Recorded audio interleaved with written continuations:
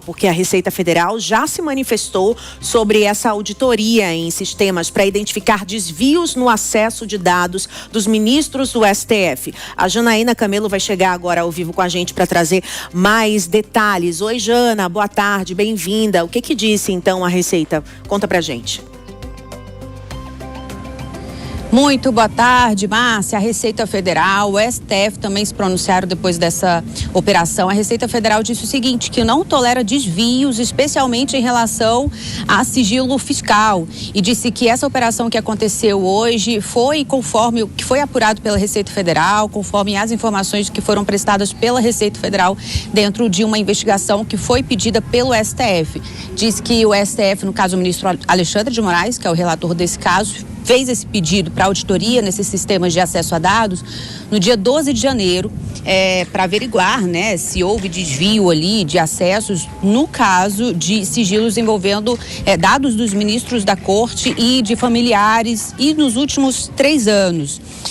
A Receita diz o seguinte, que essa auditoria envolve dezenas de sistemas e contribuintes, que ainda está em andamento, que os desvios detectados foram já todos entregues ao ministro Alexandre de Moraes, que os sistemas da Receita Federal são rastreáveis, então que é muito fácil detectar um desvio, e aí fez um histórico ali, disse o seguinte, que desde 2023, conforme esse recorte que foi pedido pelo STF na investigação, a Receita diz que foram ampliados os controles de acesso a dados, foram concluídos, então, 7 processos disciplinares nesse período, 3 demissões e sanções nos demais casos. Mas, então, que essa investigação continua em andamento. Então, dizendo que já demitiu 3 funcionários da Receita Federal durante essa investigação que foi pedida pelo STF.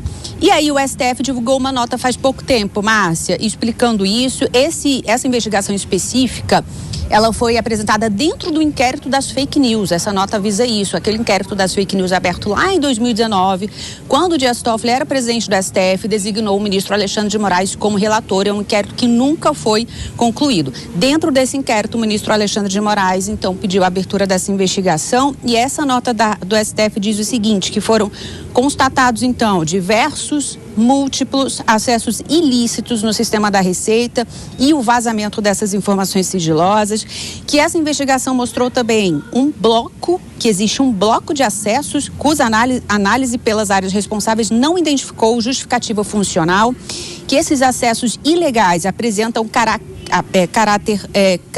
caracterizar violação de sigilo funcional, mas que não se trata só de violação individual de sigilo. Explica o seguinte, até para explicar por que esse inquérito está dentro, porque essa investigação está dentro do inquérito das fake news, que a exploração fragmentada e seletiva de informações sigilosas de autoridades, divulgadas sem contexto, sem controle, foi instrumentalizada para produzir suspeitas artificiais de difícil dissipação. Essa nota dá os nomes desses envolvidos nessa operação de hoje, viu? Luiz Antônio Martins Nunes, Luciano Peri Santos Nascimento, Ruth Machado dos Santos e Ricardo Mansano de Moraes.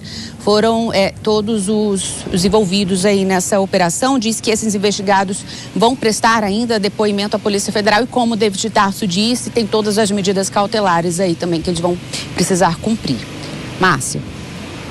Obrigada, Janaína Camelo, pela sua apuração. A gente vai seguir agora com a abertura das análises aqui no Tempo Real, com Diego Tavares e Túlio Nassa. Boa tarde para vocês dois, bem-vindos aqui com a gente. Vou começar pelo Diego. Diego, mais importante do que identificar esses servidores é saber a quem estavam destinadas essas informações. Se eles deixaram vazar, alguém pode ter feito essa encomenda, né? A quem que interessa, né? A que parte, por isso que está dentro do inquérito das fake news também, porque eles usam essas narrativas, esses dados, para prejudicar um lado ou outro.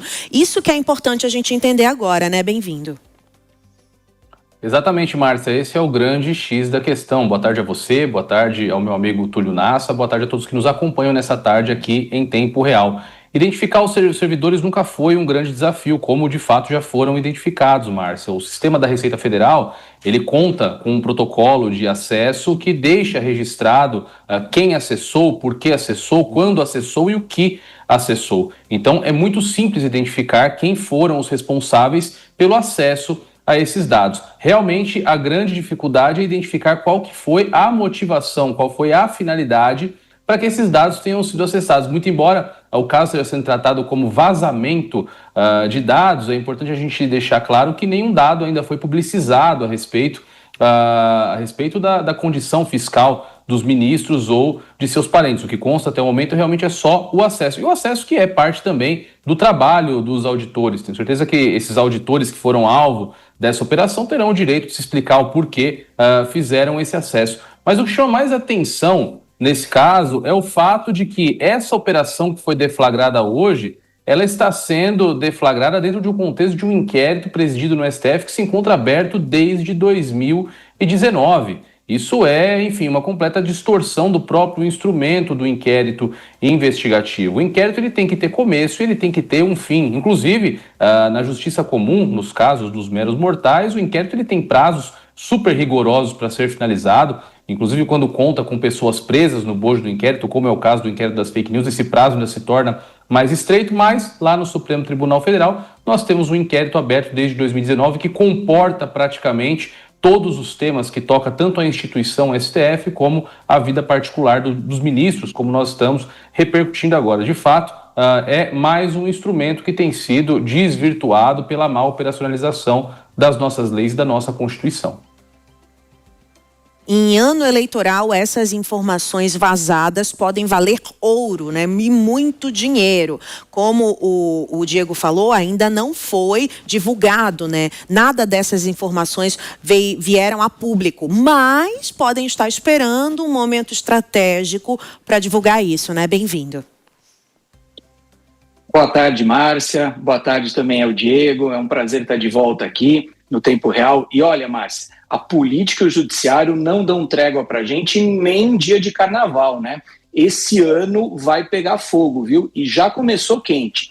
Veja, essa história toda, para mim, Márcia, tem dois lados, duas camadas. A primeira delas, que é evidente que nenhum servidor público pode quebrar um sigilo fiscal, pode se apropriar de informações que são sigilosas com o intuito de vender ou publicizar, quer seja publicizar na mídia em geral ou até para terceiras pessoas. Então, de um lado, acerta o Supremo Tribunal Federal em investigar e realmente deve penalizar aquele que comprovadamente cometeu algum ato ilícito. Agora, de outro lado, a outra camada dessa história me faz lembrar George Lucas, da saga Star Wars, do episódio 5, o Império Contra-Ataca, exatamente. Por quê? Olha só, essas investigações servem exatamente para ir atrás de quem está revelando informações sobre relações com o Supremo Tribunal Federal que a sociedade também quer apurar, a sociedade quer investigar, quer saber quais as relações entre parentes do Supremo Tribunal Federal e que isso também não se transforme numa blindagem do Supremo, ou seja, que as investigações, que o Código de Conduta em relação a esses termos, que a reforma do Supremo Tribunal Federal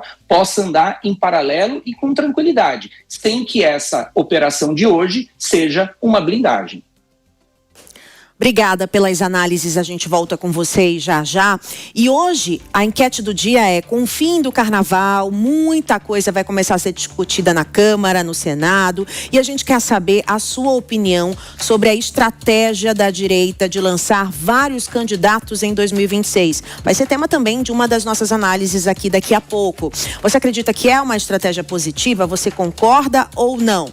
Manda a sua mensagem no chat do YouTube, youtube.com/Jovem Pan News, abre o chat, dá seu like, compartilha o vídeo e também manda um WhatsApp com a sua opinião. 11 9 1325 80 55 é o nosso canal direto com você. Ao longo do programa a gente vai ler algumas opiniões aqui em tempo real.